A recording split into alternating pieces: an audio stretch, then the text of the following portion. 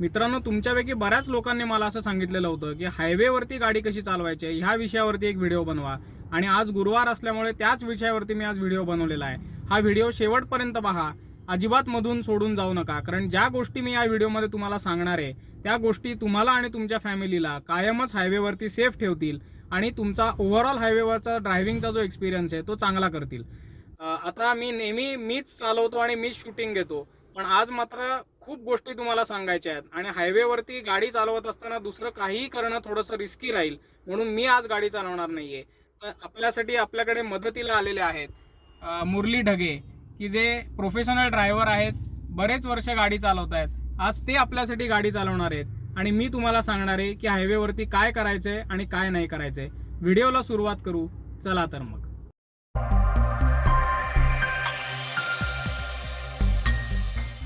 मित्रांनो, हायवेवरती आपल्याला दुसऱ्या जेव्हा ट्रॅफिकला इंडिकेट काही करायचं असतं तेव्हा आपण ते दिव्यांच्या मार्फतच करतो.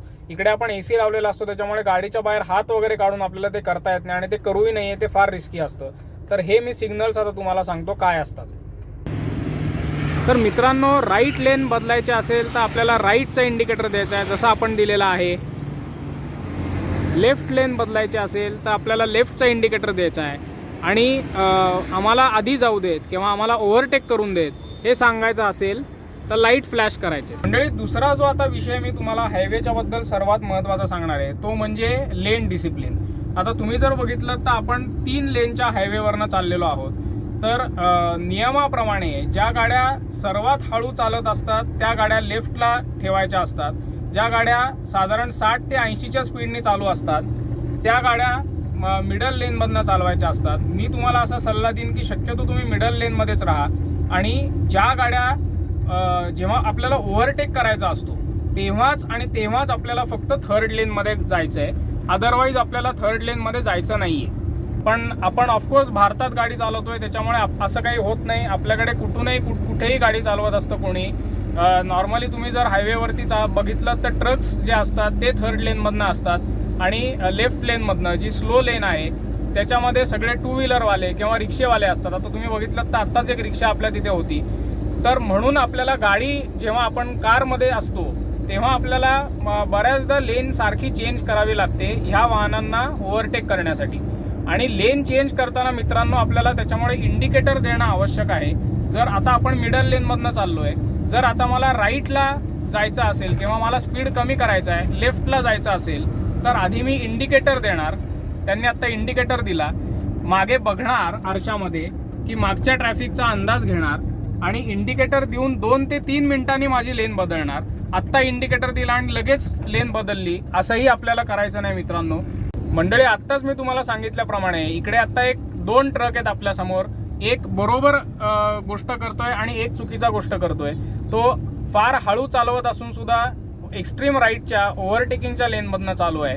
तर असे अडथळे आपल्याला सततच येत असतात आणि ह्या अडथळ्यांना टॅकल करतच आपल्याला हायवेवरती ड्रायव्हिंग करायचंय. आता पुढचा विषय जो आपल्याला मी तुम्हाला सांगणार आहे तो म्हणजे गाडी हायवेला चालवत असताना ओव्हरटेक करताना काय करायचे. तर आपण आता जेव्हा दुसऱ्या गाडीला, आता तुम्ही जर बघितलं तर इकडे मिडल लेनमध्ये आपण आहोत, एक ट्रक चाललाय. तर पहिला आपण त्याला हॉर्न देणार आहोत, लाईट देणार आहोत, हाय पास बीम देणार आहोत. तो आपल्याला साईड देतोय का याची वाट बघणार आहोत. आता तुम्ही जर बघितलं तर तो साईड देत नाहीये, आपल्याला ओव्हरटेक करण्याची गरज आहे. म्हणून आता ढग्यांनी आधीच इंडिकेटर लावलेला आहे, व्यवस्थित मागे बघितलेला आहे आणि ओव्हरटेक करून झाल्यानंतर परत आपण लेफ्ट लेनमध्ये आलेलो आहोत. तर जेव्हा अशी कुठली गाडी मिडल लेनमधनं जाते जी तुम्हाला साईड देत नाहीये, पहिलं आपल्याला साईडसाठी रिक्वेस्ट करायची, त्यांना विनंती करायची की तुम्ही आम्हाला साईड द्या. त्यांनी जर साईड नाही दिली तरच आपल्याला आयदर राईट साईडने ओव्हरटेक करायचं आहे किंवा लेफ्ट साईडने ओव्हरटेक करायचं आहे. आणि त्या केसमध्ये आपल्याला मागून येणारी जी सगळी ट्रॅफिक आहे त्याला व्यवस्थित आधी वॉर्न करायचं आहे इंडिकेटर देऊन की आपण लेन आता चेंज करतोय आणि ओव्हरटेक झाल्यानंतर परत मिडल लेनलाच आपल्याला यायचं आहे. इतर गाड्या आपल्याला जेव्हा ओव्हरटेक करायचा प्रयत्न करतात तेव्हाही आपण ह्याच सगळ्या गोष्टी ज्या इतरांकडनं आपण अपेक्षा करतो त्या आपण पण फॉलो केल्या पाहिजेत. आत्ता आपण मिडल लेनमध्ये आहोत, आपल्याला असं दिसत असेल की एक टेम्पो आपल्याला किंवा ही गाडी जी आहे ती आपल्यापेक्षा जोरात आहे, ती आपल्याला लेफ्ट लेननी ओव्हरटेक करते. त्यांनी आपल्याला काही सिग्नल वगैरे काहीच दिलेलं नाही आहे. म्हणून आपल्याला मागे आरशात लक्ष ठेवणं गरजेचं आहे, मागच्या ट्रॅफिककडे लक्ष ठेवणं गरजेचं आहे की जेणेकरून आपल्याला कळेल की कुठल्या गाड्या आपल्याला पास करतायत, कुठल्या गाड्या आपल्याला ओव्हरटेक करण्याचा प्रयत्न करतायत. आणि जर तुम्हाला तसं दिसलं तर सडनली लेन चेंज आपल्याला अजिबात करायची नाही आहे. त्यांना व्यवस्थित ओव्हरटेक करून द्यायचं आहे आणि करून दिल्यानंतर मगच आपल्याला आपली लेन बदलायची, आणि ते सुद्धा इंडिकेटर दिल्यानंतर.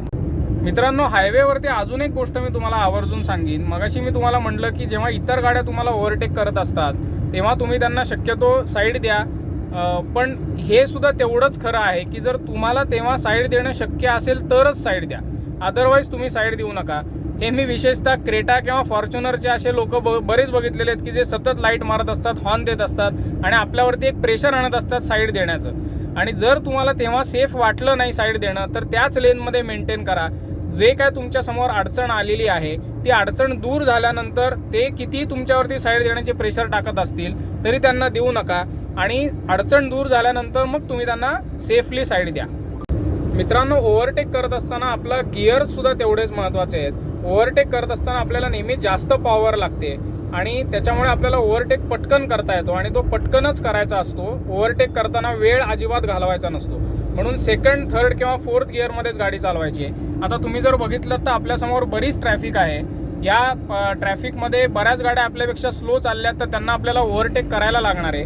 म्हणून तुम्ही जर बघितलं तर आता फोर्थ गिअरमध्ये आहे गाडी, आपण ती आता थर्ड गिअरमध्ये घेऊ.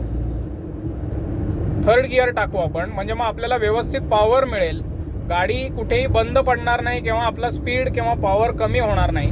आणि मग आपण पहिला आरशात अंदाज घ्यायचा आहे मागच्या ट्रॅफिकचा, आणि त्याच्यानंतर मग इंडिकेटर देऊन आपल्याला गाडी ओव्हरटेकिंगच्या लेनमध्ये घ्यायची आहे. आणि मग आपल्याला आता तुम्ही जर बघितलं तर थर्ड गिअरमध्ये असल्यामुळे आपण व्यवस्थित पॉवर आहे गाडीला, पटकन आपला ओव्हरटेक झाला. ओव्हरटेक झाल्यानंतर आपण परत मिडल लेनला आलेलो आहोत. मित्रांनो, तुम्ही जर हायवेवरनं कधी प्रवास केलेला असेल तर ट्रकच्या मागे बऱ्याचदा असं लिहिलेलं असतं कीप सेफ डिस्टन्स, आणि हायवेवरती हे अतिशय महत्त्वाचं आहे. दोन गाड्यांमध्ये आपल्याला जास्त अंतर ठेवणं गरजेचं आहे, कारण आपला स्पीड आणि इतर गाड्यांचा स्पीड हा जास्त असणार आहे. आणि काही गडबड झाली तर आपल्याला तो कंट्रोल करण्यासाठी वेळ आणि अंतर ह्या दोन्ही गोष्टी गरजेच्या असतात. या व्यतिरिक्त मित्रांनो, हायवेवरती गाडी चालवत असताना आपल्याला सगळ्या पाट्यांकडे बारीक लक्ष ठेवायचं आहे, कारण पुढे येणाऱ्या जे धोके असतात त्याची पूर्वसूचना ह्या रोड साईन्स देत असतात, किंवा रस्ता कसा वळतोय, काही एखादं शार्प वळण आहे का, किंवा मध्ये डिवायडर ब्रेक आहे का, की जिथे गाड्या एकदम युटर्न घेणार आहेत, किंवा एखादं कुणी तुमच्या अचानक मध्ये येऊ शकतं. किंवा तुम्ही जर बघितलं तर आत्ता इकडे आपल्याला एक स्पीड लिमिटची पाटी दिसेल की ज्याच्यावरती 80 अशी स्पीड लिमिट लिहिलेली आहे. आता तुम्हाला माहितीच असेल 2000 रुपये फाईन आहे जर तुम्ही स्पीड लिमिट चं उल्लंघन केलं तर ह्या पाट्यांकडे अवश्य लक्ष ठेवा, अलर्ट राहा. पुढची हायवेवरची महत्त्वाची गोष्ट म्हणजे जर तुम्हाला हायवेवरती कधी थांबायची वेळ आली तर अचानक आपल्याला गाडी साईडला घ्यायची नाही आहे, आणि म्हणजे जो मेन रोड आहे, मेन हायवे आहे, त्याच्यावरती कधीही गाडी पार्क सुद्धा करायची नाही आहे. तर आता तुम्ही जर बघितलं तर इकडे एक सर्व्हिस रोड तुम्हाला जाताना आपल्याला दिसतोय लेफ्टला, तर इकडे सेफ आहे गाडी थांबवणं. तर आपण पहिल्यापासून इंडिकेटर दिलेला आहे आणि हळूहळू आपण आपली गाडी लेफ्टला घेतलेली आहे, आणि तरीसुद्धा आपण मेन रोड चालू असल्यामुळे आपण थांबवणार नाही आहोत.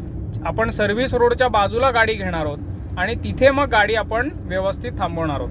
बऱ्याच ठिकाणी टोल नाक्यांना किंवा ट्रकसाठी काही पार्किंग्स केलेली असतात, तर अशा ठिकाणी तुम्ही गाडी सेफली साईडला थांबवू शकता.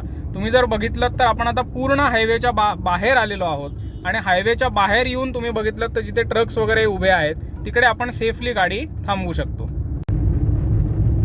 मित्रांनो, हायवेवरती तुम्हाला एक शेवटची गोष्ट अशी सांगेन की साधारण 80 ते 100च्या स्पीडने गाडी चालवा, त्याच्यापेक्षा उगाच खूप जोरात गाडी चालवणं टाळा. बऱ्याच लोकांना हायवेवरती खूप जोरात जाण्याची सवय असते. त्या संदर्भात मी तुम्हाला एक गोष्ट सांगतो. तर रोड सेफ्टीवरच्या काम करणाऱ्या एका संस्थेने एक अभ्यास केला. त्यांनी 2 गाड्या पुण्याच्या दिशेने मुंबईला सोडल्या एक्सप्रेस वेवरनं. एका गाडीचा स्पीड त्यांनी कॉन्स्टंटली 80 ठेवला आणि दुसरी गाडी साधारण 120, 140, 160 अशी जोरात चालवली, आणि बघितलं की त्या 2 गाड्यांमध्ये मुंबईला पोहोचेपर्यंत किती फरक पडतोय.